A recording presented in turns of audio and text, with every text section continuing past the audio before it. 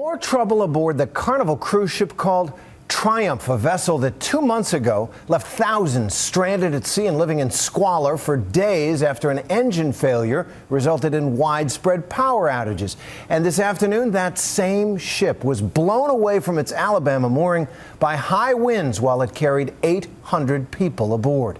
ABC's Matt Gutman has the latest on the cruise ship with a course as wayward as its luck. For the second time in as many months, all aboard the Carnival Triumph were left adrift. This time, a storm walloped the ship with 70-mile-per-hour winds. 800 crew and contractors were on the Colossus as it was knocked from its moorings and began bouncing off other ships and boats in Mobile Bay, where it was undergoing months of repair. Due to the high winds, the Carnival Triumph broke its moorings, drifted over across the Mobile ship channel. It had a small collision with the Army Corps of Engineer boat and a deck barge. During that collision, it took a few scrapes and scratches. And an eyewitness described the slow-motion chaos as the ship drifted helplessly in the bay. The wind just came out of nowhere. I've seen a couple portalets go flying by, and someone said, "Oh my God, look at the Carnival." And we turned and looked, and you could see the Carnival coming sideways. And there was a tugboat trying to keep it in the center of the river, but it just backed it completely into the bank and pinned the tugboat against the bank. The result? This giant gash on the back of the ship, some other dents. Tonight, at least 4 tugboats had to lasso the 900-foot Triumph and slowly ease it back into its dock.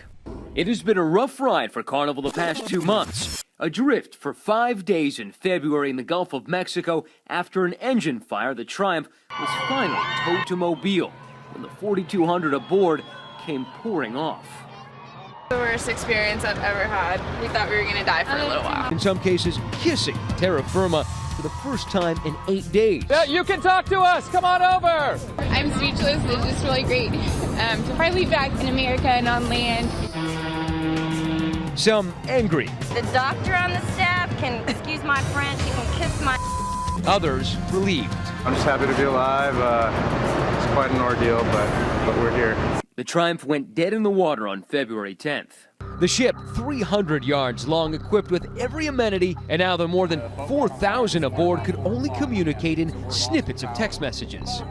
36 hours into the crisis, no hot food, no hot water, no AC, and the ship was listing. When we were leaning one way, it was kind of a little nerve-wracking. Worst of all, backed up toilets. There was sewage everywhere. We got one flush, one time. 5 days, one flush. 5 days, one flush. For toilets, the ship handed out these red bags. People were using the restroom in little red plastic bags and throwing them out into the hallway.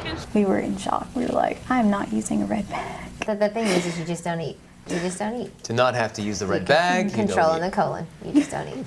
We met a couple that we were talking to that said her husband was laying in bed and just the ceiling fell down on him full of urine, feces, all of that. Yeah. The stench and heat driving people to camp out on the decks. They built tent cities out of bed sheets. We've been shipwrecked for, I guess, 3 days now. ABC News was the first to fly out over the crippled cruise. You can tell how powerful the wind is, gusting at 25 miles an hour. Those conditions bringing out the worst in some people.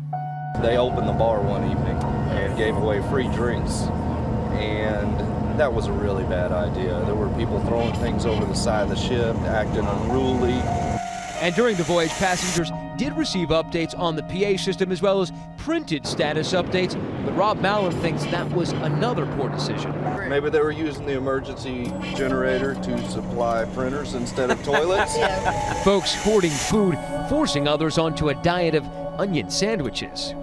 What was the food situation like? You had to stand in line for 3 hours to get a meal. And the first couple days it was the onion sandwiches.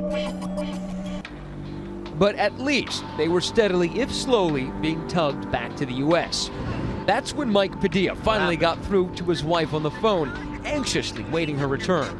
They think the tug line might have just broken. Passengers say this should never have happened.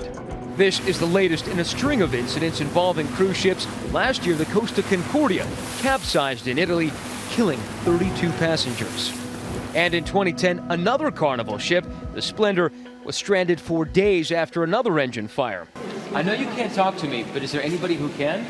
But it took days before a Carnival executive finally appeared before the press. We pride ourselves in providing our guests with a great vacation experience, and clearly we failed in this particular case. But then the executives avoided follow-up questions. I'm sorry, Mr. Thornton. Matt Gutman from ABC News. Thank you for taking the time today. But I wonder if you could take a few more questions. Like, do you really? You're running away. We've been trying to track down anybody from Carnival to talk to us. And the company's chief marketing officer, he also retreated. We're on our way. 2 minutes. But one thing that did go right in the end for Carnival was bringing that colossus of a ship up this narrow channel in darkness. Towed to that now infamous dock in Mobile, where after 7 weeks, it went adrift yet again. I'm Matt Gutman for Nightline in Miami.